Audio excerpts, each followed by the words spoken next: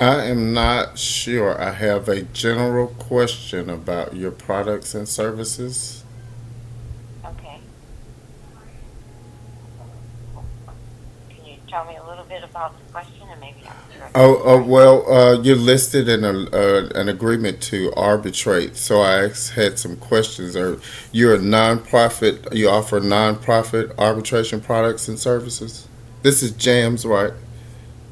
JAMS. Yeah, it is jams, right?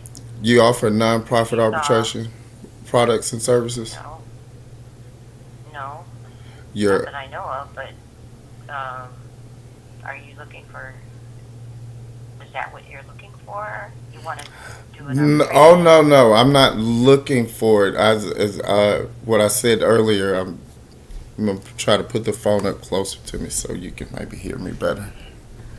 Is your company is listed in an agreement to arbitrate? So I wanted Okay. to ask questions about what type of arbitration products and services that you offer. So you are a for-profit only arbitration service. Where are you located? What city? What city?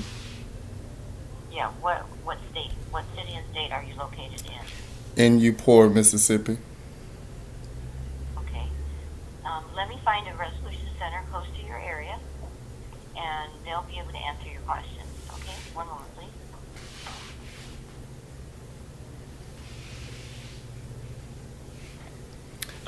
This is Irvine, Texas headquarters number, following the typical procedure where on the intranet you do not comply with the request that's been posed to you and create an alternative route, which violates the ADA intentionally.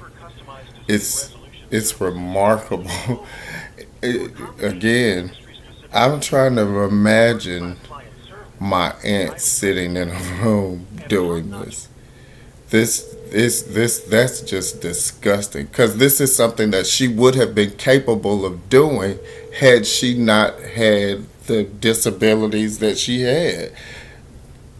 Thank you very much. Hello, I didn't hear you. I'm sorry. This is Jam. How can I help you? I'm not sure, ma'am. I was just transferred. I assume I was being transferred to someone. Okay. Okay. They didn't tell me what your call was about. You want to tell me what's about, so maybe I can help you? Okay, so can you tell me who you are first? You just answered the Yeah, phone and sure. said that you're Jams, but the number that I called was to Irvine, Texas, and the person that answered the phone asked me where I was, but she didn't say where she was transferring me to. Okay. My name is Nikisha. Uh huh. Nikisha Potts, and I'm in Atlanta Uh huh. at Jam. And you service the area of Upora, Mississippi? Yes, we would cover that area. Yes. Okay. I did see that on your website. The person that transferred me to you started answering some of my questions. They're just some general questions I have because you're listed as the agency to refer to arbitration in a written agreement. So I wanted to ask some questions about the type of services that you offer. But the person I spoke to said that you're not a nonprofit service, so you are only for profit. That's correct. Yes. Okay. So you wouldn't offer any type of waiver for hardship or expedited services for hardships. What there are waivers for hardships, depending on your location, the type of contract and case you have. Hmm. So, for instance, some consumers do qualify for waivers. How are they funded? Is my question about whether you offer nonprofit services. Okay. For my understanding of what a hardship waiver is it would Hmm. be a nonprofit service, and you're saying you offer Now, that. okay, so through us, for us, basically, what a waiver would be if you had a financial hardship and you had a consumer case. We Hmm. simply don't, the fees that we would normally bill you, Mm-hmm. which would be likely about $250, that's the most we bill a consumer, that portion of the fees would actually be billed to the business. So they would cover those fees that are being waived for you. So it's it's waived. This is I'm guessing this is a different type of waiver from what I've understood it to be in other legal cases, where a where a waiver applies to eliminate the cost because it is. I guess it's like you get tax rebates. As many companies use them, like if they do so many of these cases pro bono or something like that, then they can get a tax rebate for something like that. So that's not what JAMS does. You guys, if you qualify for a hardship waiver, what you do is you don't waive the fee for the entire case. You waive the fee for the person that qualifies on the waiver and apply the fee to the opposing party, I guess. Yep, that is absolutely correct. That's what we do. Okay. All right. There are. Well, let me ask you this then. Uh, do you offer any safeguards to prevent a responding party to a written agreement from exploiting the filing party's right to proceed on a hardship waiver, for say with intentional delays or an untimely payment of fees assessed in your rules? Well, we don't have a way to prevent that. We simply will continue to follow up with them, but we don't have a way to force them or like say you cannot do this, especially before you get to an arbitrator. Once a case gets to an arbitrator, the arbitrator is going to serve as the judge who's going to make sure that the other side is not creating delays in your case. They're going to set a schedule that needs to be followed, and the minute the other side is not following that schedule, the other side has the opportunity to notify the judge and say they're not following this schedule, file some kind of motion, or let us know what's going on, and the judge is going to step in and make sure that the case continues to flow at the speed it's supposed to flow. So when is the fee assessed? When, if and I'm continuing on the scenario of a hardship waiver. If the filing party is granted the right to proceed on a hardship waiver, and under a rule, under an agreement to arbitrate in a consumer agreement, when does the JAMS assess the fee to be paid? I'm not. Immediately. Oh, okay. So is it submitted with the? I've looked at some other rules where it's required to be submitted with a demand for arbitration. Is that what your requirements are? Yes, they are. So things have kind of changed, especially since for consumer cases, you may not need to submit any fees right away. So there's no filing fee that would come in right at your file.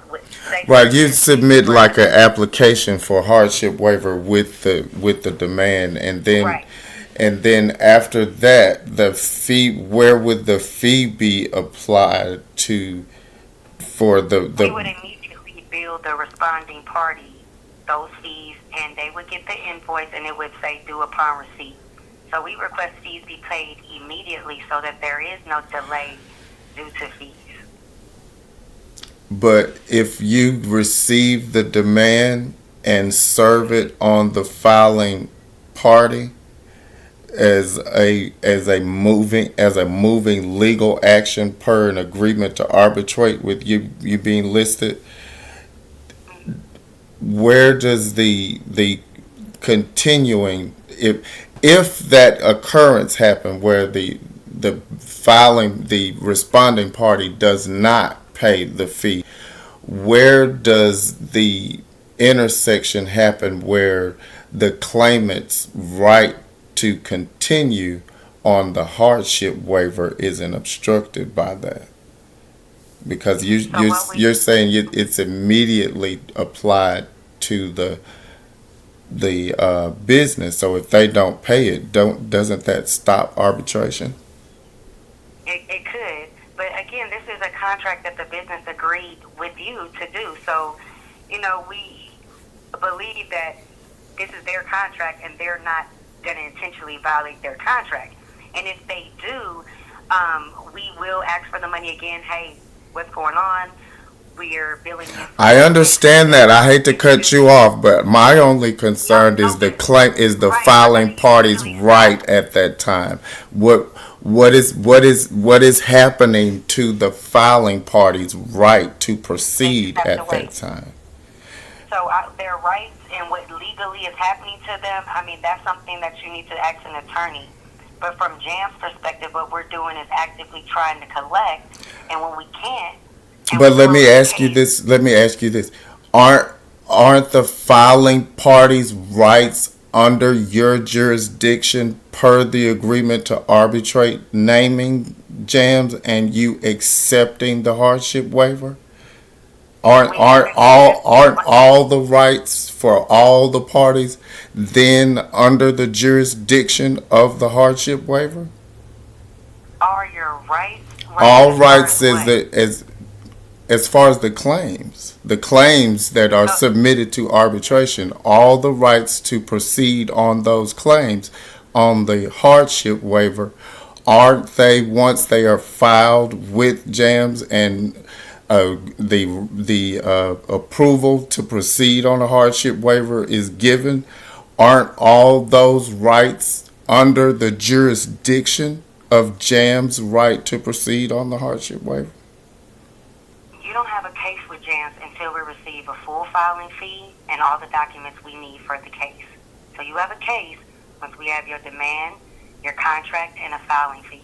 I'm Once you asking file about it, the right to the so, right and to you proceed don't on have a a right to hardship proceed if, waiver.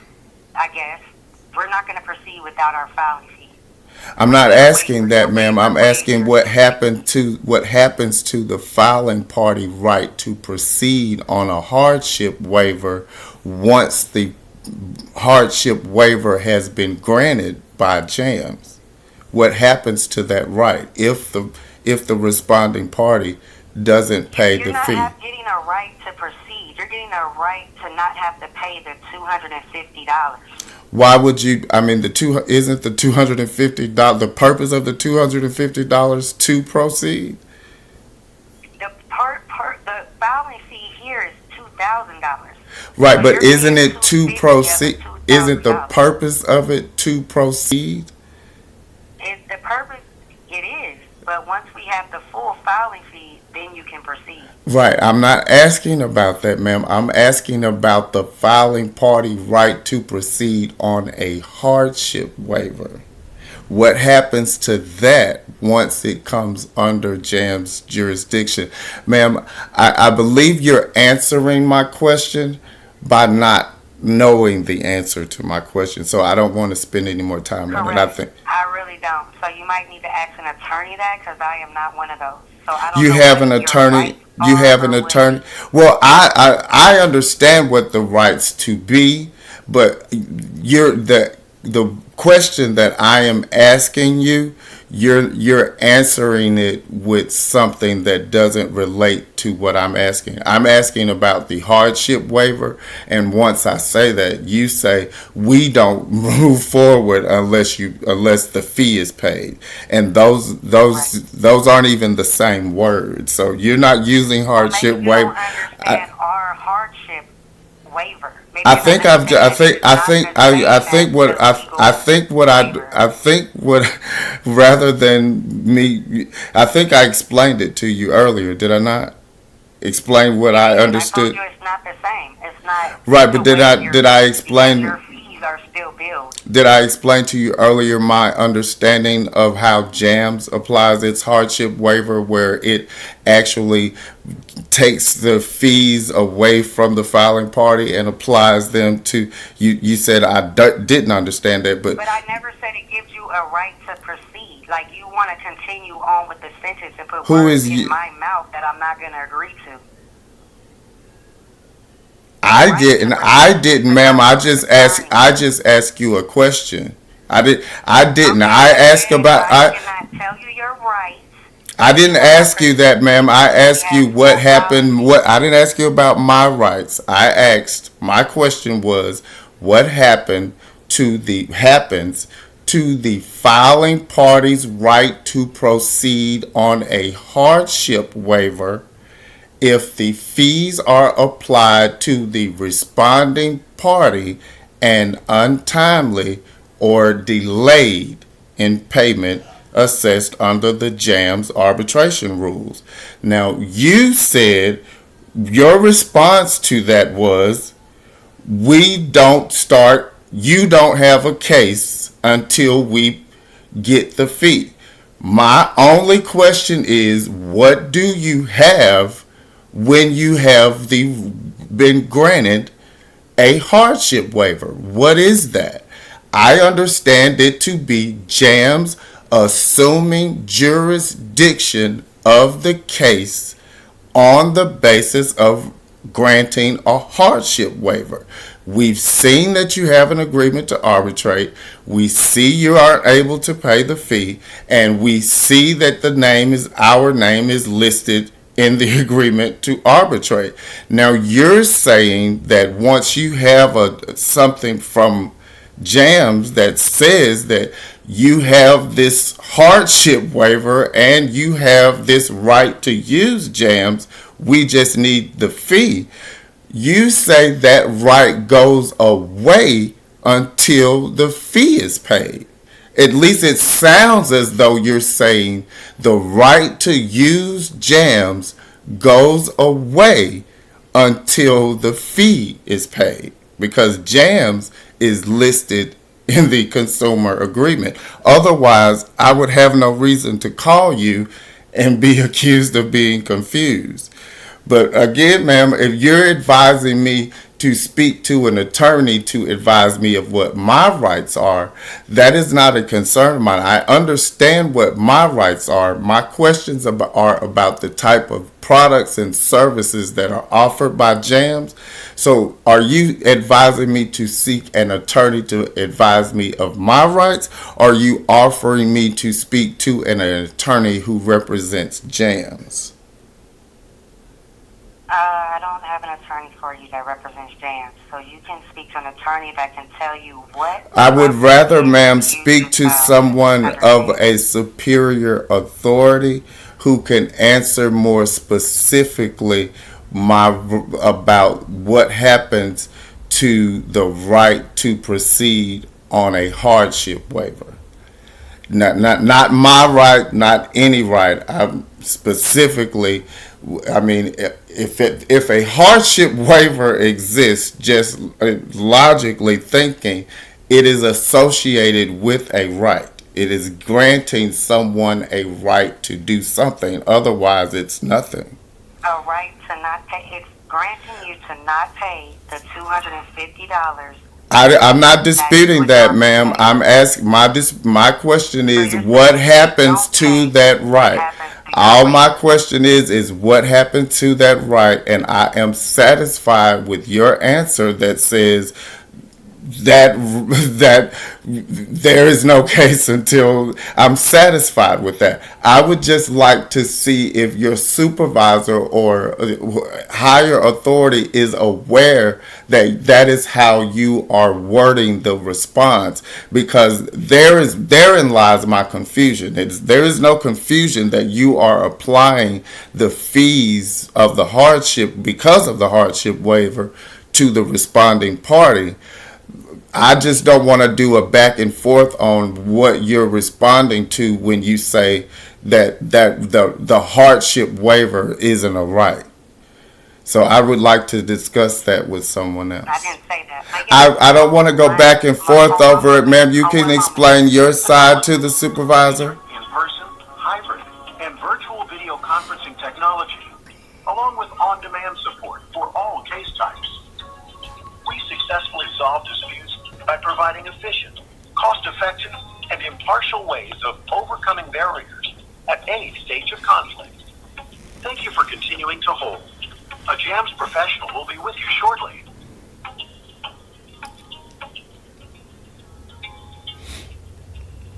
At JAMS, we believe that diversity significantly enhances the quality of the services we provide our clients and recognize the benefits of recruiting and retaining ADR professionals, inclusive of varied ethnicity, race, gender, religion, and sexual orientation. JAMS develops a template, DE&I clause, where clients may choose to include diversity as a consideration when selecting a neutral. Using our neutral utilization report, clients can track and monitor their selection of diversity. Okay, Lauren Hall is the person you need to speak to. She is in the office, but she did not answer her call right now, so would you like to leave her a voicemail? You said Lauren Hall. Yes. Let me write this name down.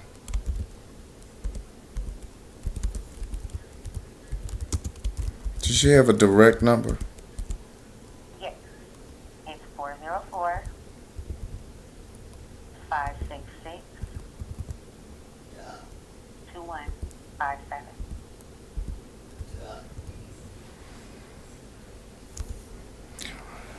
Four zero four 566 2157. What was your name again? Her name or mine? Yours. Your name. Nikisha. All right. Yeah, her voicemail will be fine. Okay, one moment. I'm going to try to reach her one more Ma'am, time. look, you know what you just did. Give me Miss Hall's voicemail. Okay.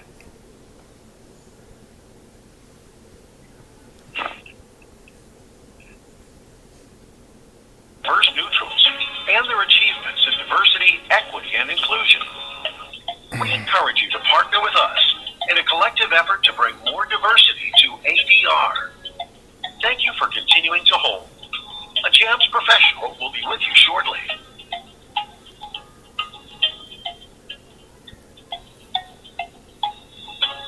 From conflict to consensus.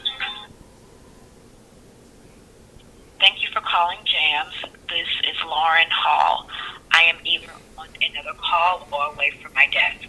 Please leave a message including your name, telephone number with area code, and your call will be returned as soon as possible. Thank you. Hi, I just spoke to Nikisha and says I need to speak to Lauren Hall. The reason why she says I need to speak to you is because I have a question about filing parties' right to proceed on a hardship waiver. I'm concerned about how Nikisha is responding because Nikisha claims that right never exists. She didn't word it exactly like that, but you can get how she worded it. And if you don't mind, give me a call back. 662-753-1249. 662-753-1249. Again, she can give you her version, which is a pretty lengthy version of the filing party right to proceed on a hardship waiver with JAMS when you're named as the party for arbitration in a written consumer agreement. However, I'm just using the term that she's eliminated that right. So if you could tell me more about this, I would appreciate it. Again, Zori Rush, 662-753-1249. I'm calling to find out more about Nikisha's elimination of the filing party's right to proceed on a hardship waiver, at least her wording of the elimination of the filing party right to proceed on a hardship waiver. It's a bit confusing. Thank you kindly.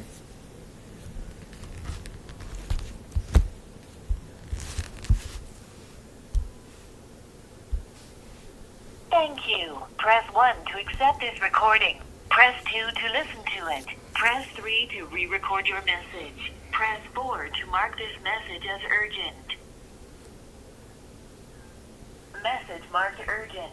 Press 1 to accept this recording. Press 2 to listen to it. Press 3 to re-record your message. Press 4 to remove the urgent status of this message. Your message has been saved.